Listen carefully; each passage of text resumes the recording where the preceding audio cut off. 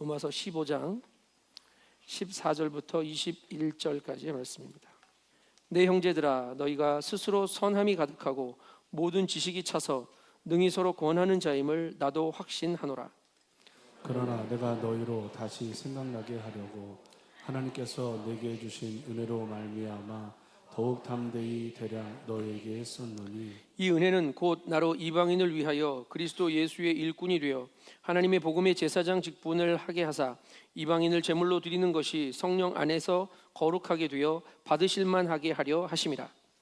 그러므로 내가 그리스도 예수 안에서 하나님의 일에 대하여 자랑하는 것이 있거니와, 그리스도께서 이방인들을 순종하게 하기 위하여 나를 통하여 역사하신 것 외에는 내가 감히 말하지 아니하노라. 그 일은 말과 행위로 표적과 기사의 능력으로 성령의 능력으로 이루어졌고, 그리하여 내가 예루살렘으로부터 두루 행하여 일루리곤까지 그리스도의 복음을 분명하게 전하였구나. 또 내가 그리스도의 이름을 부르는 곳에는 복음을 전하지 않기를 힘썼노니 이는 남의 터 위에 건축하지 아니하려 함이라. 함께 읽습니다.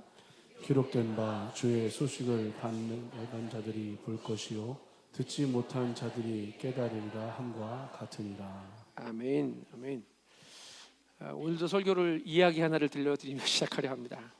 이소부한데 욕심 많은 개 이야기 아실 겁니다. 한 개가 아주 욕심이 많은 개가 어느 날 길을 가다가 먹음직스러운 뼈다귀 하나를 발견했습니다.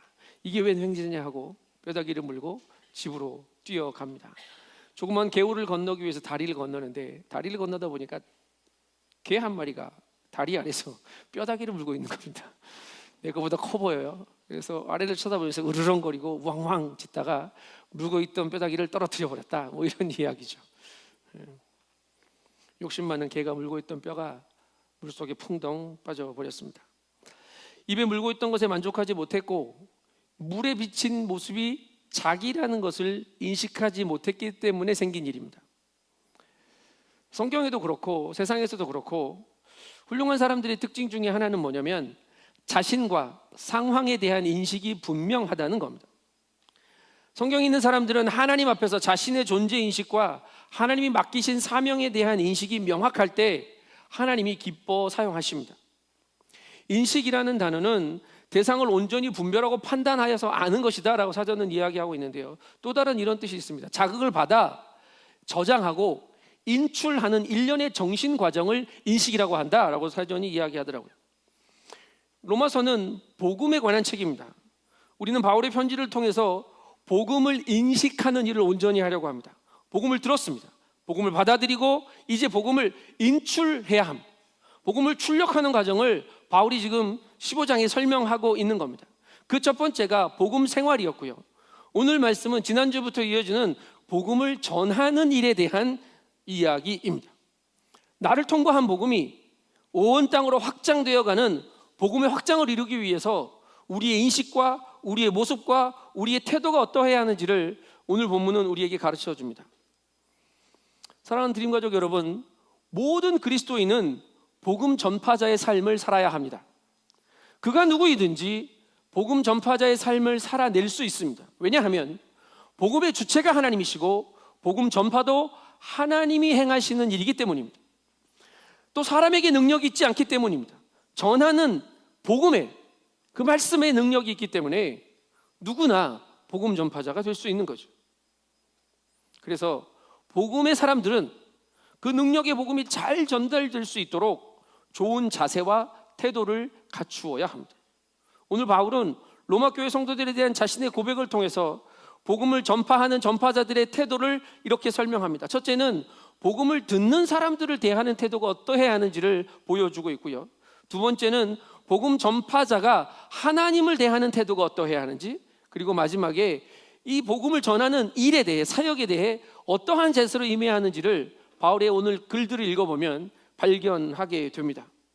우리가 복음의 사람으로 이 땅을 살아가면서 복음을 전하기 위한 태도들을 잘 점검하고요, 하나님이 택하시고 구원하신 우리를 통해 복음의 이야기가 확장되는 우리 안에 복음이 잘 인출되어지는 그런 은혜를 발견하게 되기를 소망합니다.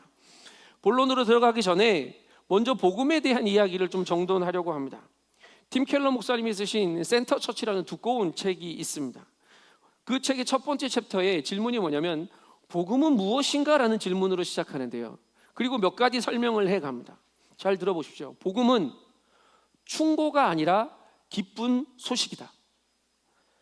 복음은 1차적으로 이렇게 살아야 합니다라는 충고가 아닙니다. 이렇게 살아야 하는 삶의 방식의 이야기가 복음이 아니에요. 복음은 우리가 행한 무엇이 아니고 우리를 위해 행해진 무엇입니다. 그리고 우리가 반응해야 할 어떤 것, 그게 복음인 거죠. 명확한 복음의 정의입니다. 복음은 기쁜 소식이기에 반드시 선포되어져야 합니다. 우리는 충고를 통해 내가 복음을 전한다라고 생각하고 세상을 충고하고 세상을 가르치려고 하는데요. 우리는 충고로 세상을 바꾸는 존재가 아니라 기쁜 소식을 전함으로 복음을 선포하는 존재입니다. 이 복음은 어떤 내용이냐면 우리가 구원을 받았다는 기쁜 소식의 선포입니다. 우리와 하나님 사이가 화목해 되었습니다. 하나님 사이의 관계가 회복된 것이 기쁨이죠. 이게 구원입니다. 나의 구원은 하나님과의 관계의 회복이라고요. 세 번째로 복음은 하나님과 우리의 회복된 관계, 이 관계를 바로잡기 위해서 예수 그리스도가 무엇을 이루셨는가라는 내용이 복음입니다. 충고가 아닌 기쁜 소식은 우리에게 구원받는 일에 관한 것이 되었고요. 그 구원을 위해서 예수님이 무엇을 이루셨는가에 대한 소식이 복음이라고. 이것이 복음의 정의입니다. 그래서 팀 켈러 목사님은 복음을 정의하고 나서 뒤에 이런 말을 합니다. 복음과 복음의 결과를 혼동해서는 안 된다고요. 무슨 말이냐면 복음은 우리가 행한 게 아니라 우리를 위해 행해진 무엇이기 때문에 받은 은혜와 은혜의 결과물인 우리가 선행을 한다든지 착하게 산다든지 이런 것과 혼동해서는 안 된다고. 우리의 행위와 은혜는 연결되어 있긴 합니다. 하지만 우리의 행위가 복음의 결과물이지 복음이 될 수는 없습니다. 그래서 우리가 하고 있는 것에 초점을 맞추어서 복음을 전하려 하면 어렵게 됩니다. 나의 정직이나 나의 선행이 복음을 이해하는 중심이 되지 않게 해야 합니다. 복음은 우리의 의로움을 드러내는 것이 아니라 우리의 죄악을 드러내는 겁니다. 그럼에도 불구하고 우리가 받은 은혜를 드러내는 게 복음입니다. 우리의 의로움을 드러내려 하는 자리에는 복음이 역사할 수 없습니다. 예수님이 안 계신다고. 은혜의 선물로 받은 구원이 삶에 드러나는 것, 이 복음의 결과물 가지고 이게 복음이라고 착각해서 복음의 결과를 소유하지 못하는, 복음의 결과를 알지 못하는 사람들에게 내 것이, 내가 가지고 있는 게 복음이라고 판단하고 정죄하고 그렇게 한다면 그 사람들이 복음을 들을 수 있는 기회를 빼앗아 버리는 게 됩니다. 이게 예수님 시대의 율법학자들이나 율법주의자들이나 바리새인들이 행했던 일들입니다. 그들이 하나님을 알려주지 않아서 모른 게 아니라 그들이 복음의 결과를 가지고 재단했기 때문에 백성들이 하나님의 복음을 깨닫지 못한 거죠. 그런데 바울은 복음에 대한 인식이 명확했습니다. 지금 자기가 편지를 쓰고 있고 또 복음을 들고 가서 만날 이 사람들을 칭찬하며 격려하는, 그렇게 복음에 쓰임받고자 하는 자신의 태도를 보면 이해할 수 있습니다. 14절이 바울이 로마 성도들을 대하는 태도의 이야기인데요. 14절 같이 읽어보겠습니다. 시작. 내 형제들아, 너희가 스스로 선함이 가득하고 모든 지식이 차서 능히 서로 공하는 자임을 나도 확신하노라. 바울이 지금 로마 교회를 칭찬하는 겁니다. 서로 다른 배경을 가진 사람들이 모인 공동체가 로마 공동체였습니다. 더욱이 글라우디오 황제 때 한번 추방당했다가 다시 돌아와서 나갔다가 돌아온 사람들이 다시 섞이기 시작하는, 나갔다 왔더니 모르는 사람이 가득하네? 이런 그런 공동체인데 바울이 뭐라고 격려하고 칭찬하냐면 여러분 안에 선함이 있고 여러분 안에 하나님에 대한 지식이 있으며 서로를 권면하고 세워져가는 은혜가 있는 공동체임을 내가 압니다 라고 말해요. 인정하는 거죠. 인정하고 존중하며 겸손한 배려로 로마에게 편지 쓰고 있음을 느끼게 됩니다. 여러분, 이것이 가능한 이유는 기본적으로 바울 안에 아버지의 마음이 있었기 때문이에요. 아버지의 사랑의 마음이 바울 안에 있었기 때문입니다. 아직 직접 만난 적이 한 번도 없는 공동체임에도 불구하고 바울에게는 주의 몸된 형제 자매를 대하는 사랑의 마음이 있었다고요. 사랑이 있고 없고는 같은 대상을 바라볼 때 극명한 온도 차이를 느끼게 합니다. 사랑이 있어야 따뜻한 눈빛이 나오는 거고요. 사랑이 있어야 이해되겠죠. 제가 드림교회, 오래된 이야기입니다. 제가 드림교회 부임한 첫 해였던 걸로 기억하는데 이제 가끔 제주의 목사님들 만나면 드림교회 새로운 아무개 목사님들 이렇게 인사를 하잖아요. 그러면 이제 뭐 잘 이야기를 하는데 어떤 딱 한 분 목사님이 우리 교회에 대해서 안 좋은 이야기를 하더라고요. 근데 막 거기서 화가 났는데, 화가 많이 났어요. 나이가 많으신 분이라 말은 하지 못하고 집에 돌아오는 길에 이렇게 다짐했습니다. 당신은 어떻게 여길지 모르지만 나는 귀히 여기리라. 존귀한 보석같이 우리 성도들을 여겨서 우리 교회가 하나님의 보석으로 가득 찬 교회가 되게 할 거다라고 다짐하고 기도했습니다. 여러분, 기도의 응답들이 되어주셔서 감사합니다. 설교도 그렇더라고요.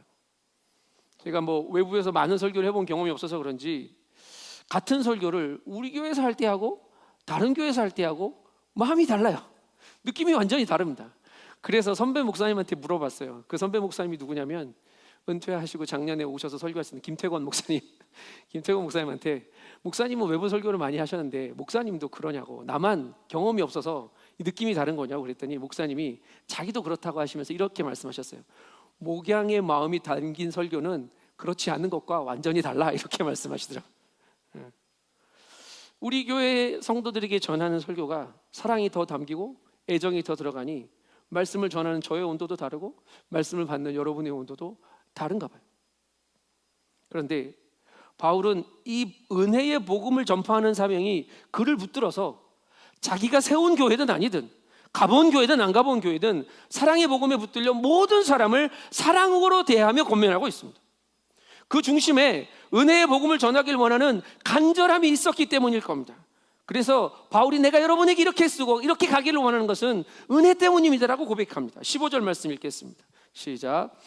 그러나 내가 너희로 다시 생각나게 하려고 하나님께서 내게 주신 은혜로 말미암아 더욱 담대히 대략 너희에게 썼노니. 바울이 이방인의 사도로 사명을 감당하며 살아온 이유, 한 번도 본 적 없는 로마 성도들에게 이렇게 편지를 쓰는 이유, 더욱 담대하게 주의 일을 하는 이유, 은혜 때문이라고 말합니다. 은혜로 말미암은 겁니다. 그 은혜가 너무 크고 놀라워서 담대해지는 겁니다.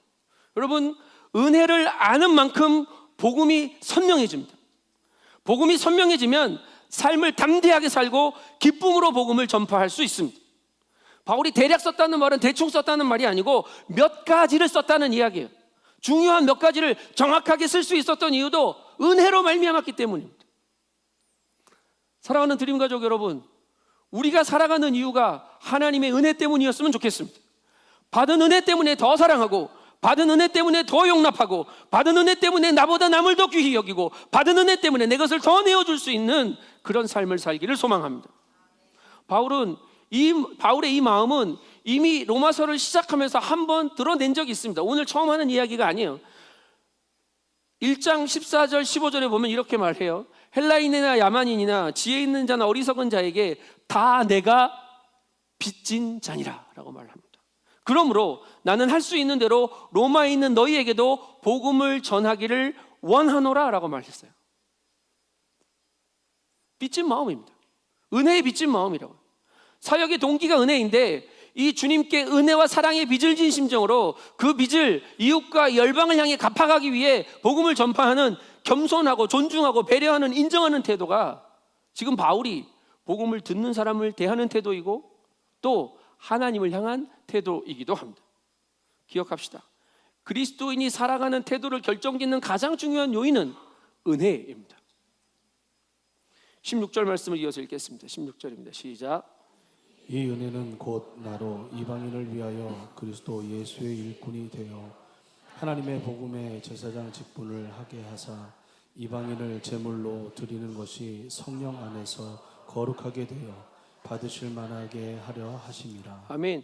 구원받은 바울에게 허락하신 복음의 제사장 직분에 대해 이야기하는데요. 여러분, 바울이 어떻게 하나님의 그리스도의 일꾼이 되었고 복음의 제사장이 되었을까요? 다메섹에서 갑자기 막 놀라운 일이 일어나서, 원론적으로 들어가면 이겁니다. 하나님이 택하셨고 하나님이 그를 세우셨기 때문입니다. 다른 이유 없습니다.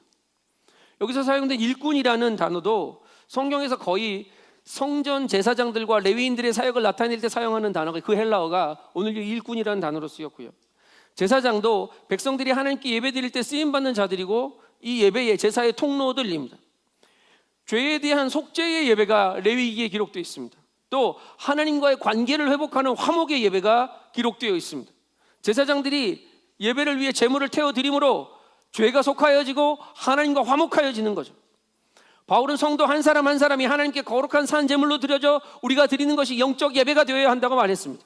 이제 자신이 이방인들에게 복음을 전해서 이방인들도 하나님 앞에 영적인 예배자의 삶을 살아가도록 하는 영적 제사장, 복음의 제사장의 직분을 내게 감당하게 하셨습니다라는 이야기죠. 실제로 바울의 복음 전파를 통해서 많은 이방인들이 복음을 들었고 예수 그리스도가 화목 제물이 되심을 깨달아 알아 회개하고 돌아와서 하나님과 화목하게 되었습니다. 죄 씻음을 받고 성령으로 거룩하게 하시는 능력으로 변화를 받아 이제 자기 자신을 산 제물로 하나님께 드려 이방 공동체의 예배 공동체가 생겼단 말입니다. 우리 주님은 할 수 있으면 많은 사람들이, 아니 모든 사람들이 하나님과 화목하기를 원하십니다. 이것이 모두가 사는 길입니다. 하나님과 화목하는 길이 내가 사는 길이고 하나님과 화목하는 길이 모두가 사는 길임을 믿습니다. 이 일을 위해 예수님은 자신을 내어주셨죠. 우리는 그 주님을 소개하고 전하며 그들이 함께 주를 예배하게 하는 영적 예배의 통로요, 하나님의 일꾼의 사명을 받은 자들입니다. 어떻게 이 일을 감당합니까? 바울은 자신이 이 일을 감당하는 방법을 이렇게 소개합니다. 17절입니다. 시작. 내가 그리스도 예수 안에서 하나님의 일에 대하여 자랑하는 것이 있거니와. 복음 전파자는 주님을 향한 태도는 예수님을 자랑하는 겁니다. 예수 안에서 하나님만 자랑하는 거라고 바울은 오늘 써놨죠. 내 눈에 보이는 나의 일 자랑하는 것이 아니고 예수만 자랑해야 합니다. 내가 한 일이 아니라 예수께서 나를 통해 하신 일을 드러내는 겁니다. 그거 결국 예수를 드러내는 일이죠. 이 생의 자랑은 덧없고 부질없습니다. 세상으로부터 온 거예요. 아버지께로부터 온 것이 아니라고 성경은 분명히 기록합니다. 그래서 이 생의 자랑은 나를 높이는 교만의 결과물이 될 뿐입니다. 아니, 나를 더 교만하게 만들 뿐입니다. 자랑하다라는 이 헬라어 단어는 카우코마이라는 헬라어 동사에서부터 왔습니다. 근데 이 카우코마이는 어떤 뜻이냐면 기뻐하다, 즐거워하다라는 뜻이 있어요. 자, 기쁨과 자랑이 연결되어 있습니다. 우리의 기쁨이 우리의 자랑이라고요. 여러분, 기쁨의 이유가 뭡니까? 여러분, 무엇을 즐거워하십니까? 나의 기쁨이 예수가 되시면, 나의 즐거움이 예수가 되시면 내 삶에 예수만 자랑하게 될 줄 믿습니다. 여러분, 무엇을 기뻐하냐고요? 예수를 자랑하면, 예수를 기뻐하면, 예수를 즐거워하면 나를 통해 예수가 자랑되어집니다. 이어지는 18절, 19절의 말씀을 읽습니다. 시작. 예수님들을 순종하게 하기 위하여 나를 통하여 역사하신 것 외에는 내가 감히 말하지 아니하더라. 이 일은 말과 행위로 표적과 기사의 능력으로 성령의 능력으로 이루어졌으며 그리하여 내가 예루살렘으로부터 두루 행하여 일루리곤까지 그리스도의 복음을 편만하게 전하였노라. 아멘. 바울이 예수 그리스도께서 자신을 통해 역사한 일이 아니면 그거 외에는 말하지 않겠다고 말하거든요. 근데 이거 뒤집어 말하면 생각하면 이렇게 돼요. 예수님이 나를 통해서 이방인의 순종을 위해 역사하신 모든 것은 내가 하나도 빠지지 않고 얘기하겠다라는 말입니다. 난 그것만 얘기하겠다는 거거든요. 반드시 말하겠다는 겁니다. 그 일을 어떻게 했냐면 말과 행위로 했습니다. 말씀을 전했고, 말씀을 전한 대로 살았고, 말씀을 전한 대로 섬겼습니다. 그의 복음의 전파가 말과 행실이 분리된 게 아니라 말과 섬김을 통해 성령의 능력으로 드러났다. 표적과 기사의 능력으로 역사하셨습니다. 눈으로 확인할 수 있는 방법으로 하나님이 역사해 주셨다고. 병든 사람이 낫고 죽은 사람을 살리고 귀신이 떠나가며 옥문이 열리고 표적과 이적이 나타났습니다. 이건 바울의 능력이 아니라 성령의 능력으로 이루어진 것이라고 바울은 고백합니다. 여러분, 우리의 일상에도 바울처럼 하나님께 붙들려 우리의 말과 행실이 성령의 능력으로 드러나고 표적과 기사가 우리를 보내시고 우리를 부르신 자리에서 드러나게 하시기를 소망합니다. 그래서 바울이 예루살렘에서부터 시작해서 일루리곤까지라고 되어 있는데 여기 어딘지 궁금해하지 마십시오. 바울이 로마 가기 전에 제일 서쪽까지 전한 그 자리가 일루리곤입니다. 예수를 자랑하면 예수님이 일하십니다. 예수를 전파하면 예수를 알게 하시는 영이신 성령께서 역사하십니다. 복음의 주체는 예수님입니다. 그래서 복음 전파는 예수 전파이고 예수 자랑입니다. 복음 전파가 어려운 일 아닙니다. 하나도 어렵지 않습니다. 제 전도사 때 초등학생 5, 6학년을 한 2년 정도, 2년 반 정도 담당할 때가 있었습니다. 근데 자주 새 친구를 데려오는 친구가 있었어요. 전도왕이죠, 뭐 옛날로 말하면. 그래서 내가 어느 날 물었어요. 야, 너 왜 이렇게 전도를 잘하냐? 난 전도사인데도 전도를 못하는데 좀 가르쳐줘라. 야. 네, 그랬더니 걔가 그래요. 목사님 전도사님 어렵지 않아요. 너 일요일에 뭐 해? 나랑 같이 교회 갈래? 그럼 따라온대요. 나 일 있어. 그러면 걔는 안 데려오면 된대요.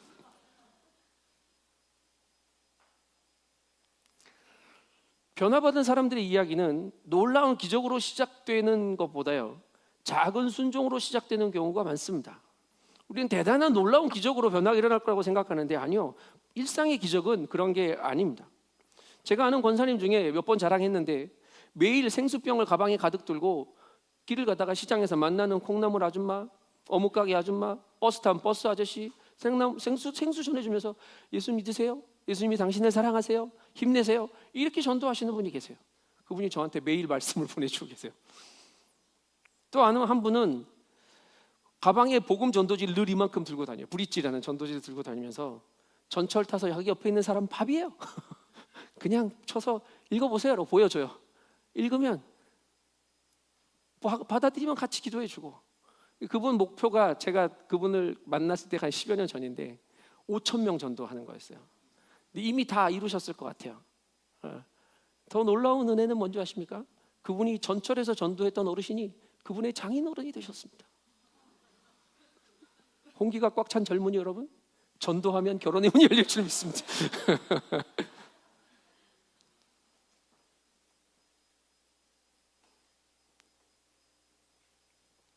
남의 얘기만 했으니까.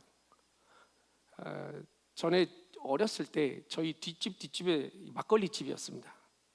근데 어머니가 저한테 늘 교회 갈 때마다 너 거기 들려서 아무개하고 아무개 데리고 교회 가라.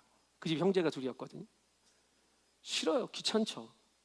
5분 일찍 나가야 돼요. 안 나오는 거 기다려야 돼요. 근데 그걸 몇 개월을 했던 것 같아요.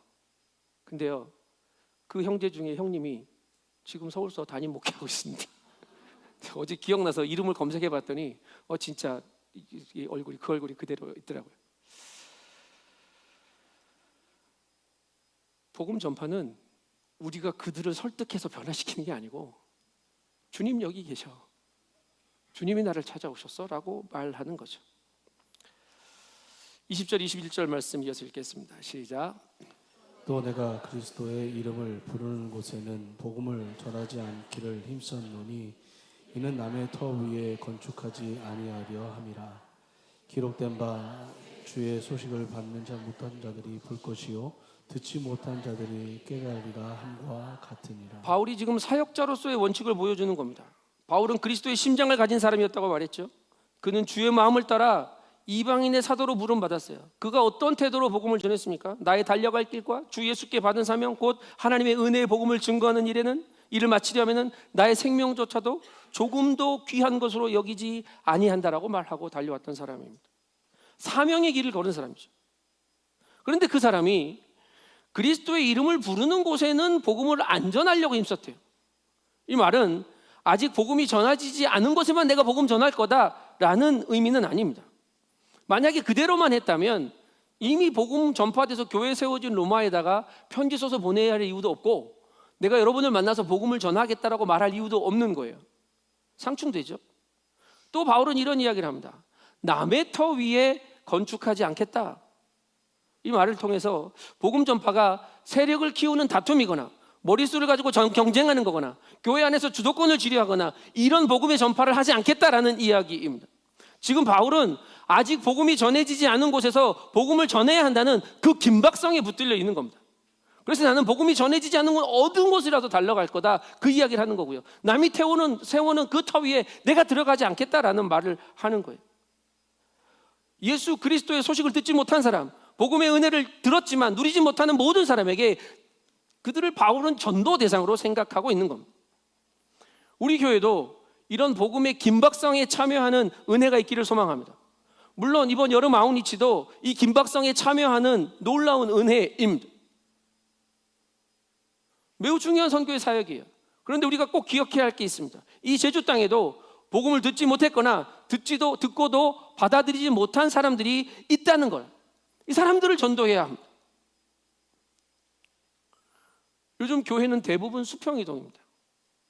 저희 교회는 육지에서, 이걸 뭐라고 그래야 돼? 수평은 아닌데 넘어왔는데 하여튼 넘어오신 이동들도 많고, 또 제주 안에서도 교회를 옮겨오신 분들도 있습니다. 요즘 교회에 가끔이 아니에요. 요즘 많아졌어요. 종종 전혀 새롭게 나 교회 처음 와봤다 이런 분들이 오세요. 놀랄래야 합니다. 얼마나 감사한지 모릅니다. 우리 교회가 교회 개척 운동에 참여하는 이유가요, 여기 있습니다. 기성교회가 불신자가 전도되어서 오는 확률은 성도의 새 신자의 10%밖에 안 됩니다. 근데 개척교회가 불신자를 전도해서 교회 성도가 늘어나는 비율은 새로 오는 성도의 60%가 불신자입니다. 그러니까 교회는 이렇게 많은데 교회가 또 필요해? 개척되어야 합니다. 큰 교회들은 전도 잘 안 해요. 교회들이 경쟁하지 않고 복음이 전해지지 않는 곳에 함께 복음을 전해야 합니다. 지역교회들이 연대해야 하고요. 우리 교회도 가능하면 분립개척을 해서 열린 교회 공동교회가 없는 곳에, 또 성도가 전도되기 필요한 곳에 나아가는 그런 비전이 열렸으면 좋겠습니다. 그 일 준비하느라고 지금 복음과 도시와 함께하고 있는 겁니다. 액트 29의 비전, 그 비전의 내용들을 읽어보면요, 교회가 교회를 낳는 비전입니다. 예배가 드려지지 않는 곳에 예배를 드려지게 하는 것, 이게 선교입니다.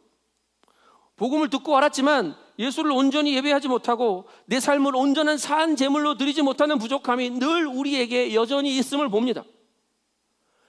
여러분 기억하셔야 해요. 복음을 듣는 일은, 복음을 받는 일은 하나님과의 관계가 회복되는 일회적인 사건이 아니고요, 복음을 받고 들어서 우리 안에 부족한 부분들이 채워지고 넘쳐 흐르는 복음의 풍성함을 통해서 하나님과의 관계가 충만해질 뿐만 아니라 이 넘치는 것을 가지고 복음이 전파되는 것까지가 복음의 역사입니다.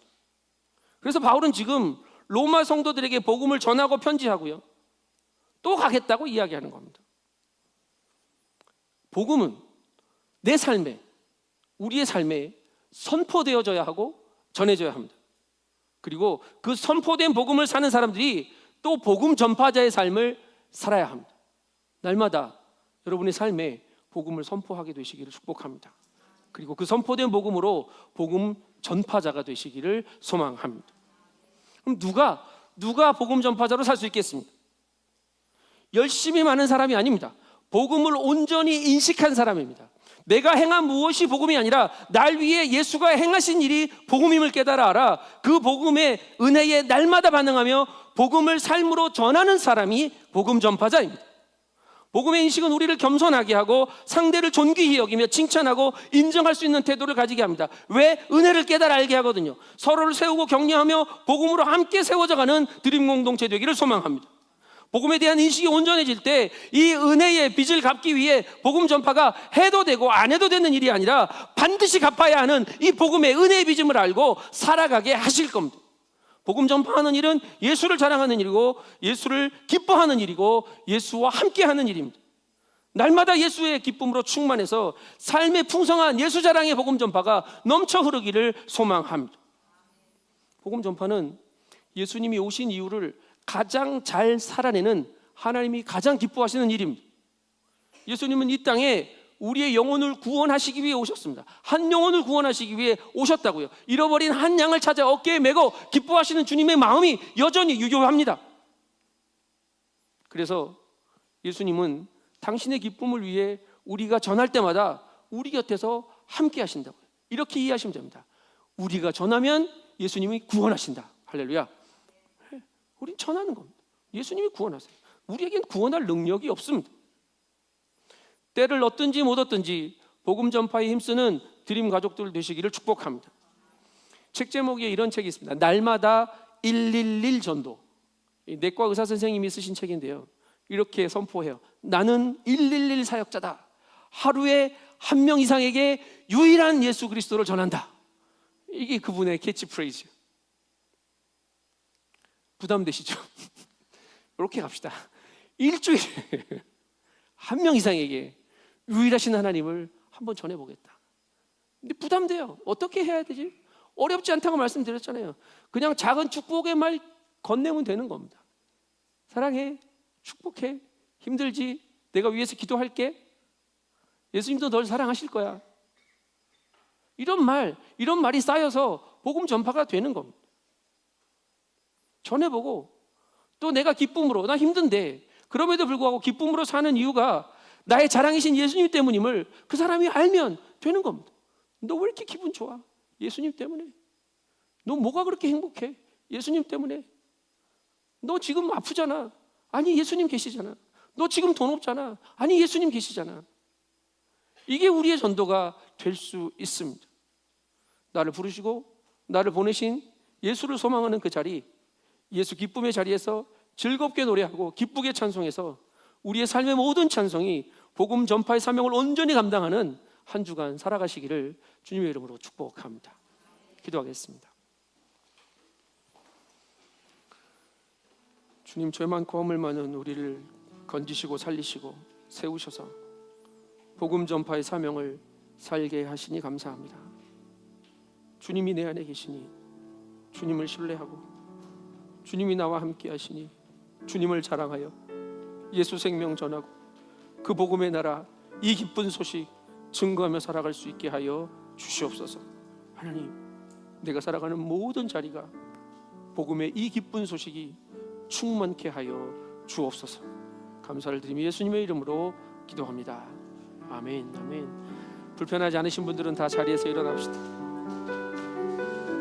주님이 우리를 기뻐하십니다. 그리고 나와 함께 기뻐하자고 말씀하십니다. 주님을 기뻐하는 자리가 주님을 자랑하는 자리 되게 하실 겁니다. 우리가 주님을 예배하는 그 언덕이, 아니 주님을 찬송하는 그 골짜기가 복음이 전파되는 자리가 되게 하실 겁니다. 우리 함께 마음 다해 결단하며 이 찬양 하나님께 올려드리겠습니다. 오직 주의 사랑에 매여, 오직 주의 사랑에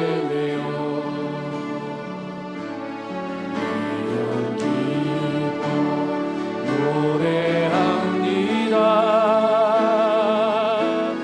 이 소망의 언덕 기쁨의 땅에서 주께 사랑 드립니다.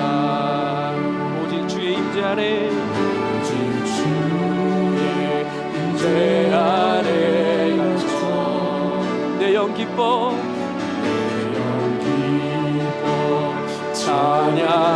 찬양합니다. 이 소명의 언덕, 이 소명의 언덕, 거룩한 땅에서 주께 경배드립니다. 아멘. 주께서 주신 모든 은혜, 주께서 주신 모든 은혜,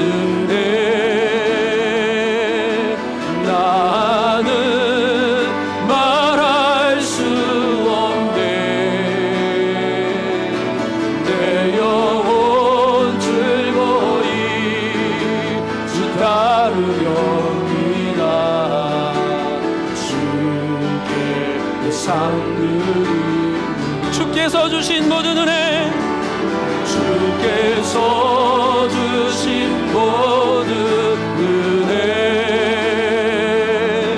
나는 말할 수 없네.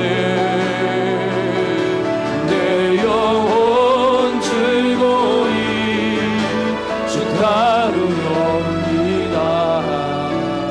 주께 상